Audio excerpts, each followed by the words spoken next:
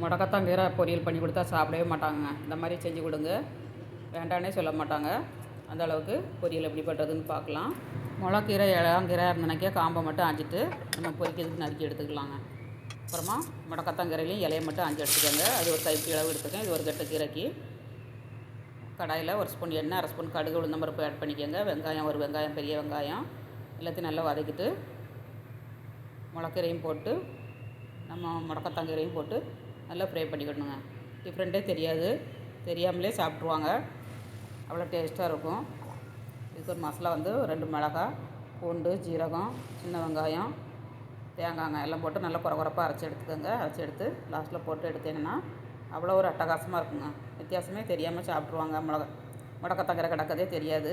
அந்தளவுக்கு டேஸ்டியாக பண்ணியாச்சு. இந்த மாதிரி நீங்களும் வீட்டில் ட்ரை பண்ணுங்கள். முடக்கத்தாங்கீரை வந்து நிறைய மருத்துவ குணம் இருக்குது. சாப்பிட்றது ரொம்ப நல்லதுங்க. சாப்பிடுங்க. பண்ணி வீடியோ பிடிச்சிருந்தா லைக் பண்ணுங்கள்.